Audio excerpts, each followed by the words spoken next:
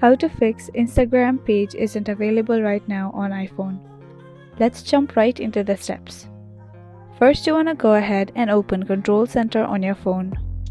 And make sure you are connected to the internet.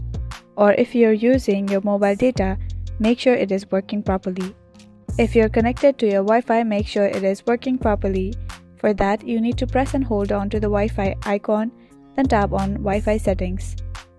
Then tap on the I-like option on the connected network. Then you want to tap on Forget this network and connect again. Then you want to go back to the home screen and tap on Settings. You need to scroll down a little bit and then tap on General. After that, tap on iPhone Storage. After it is loaded, you want to go ahead and search for Instagram and then tap on it.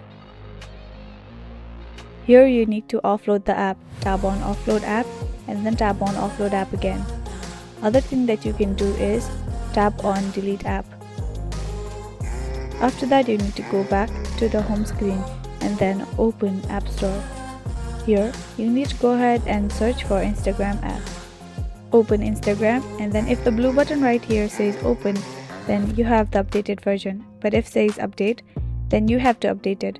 And that's how you can fix Instagram page isn't available right now on iPhone. I really hope this video helped you out. Thank you so much for watching till the very end.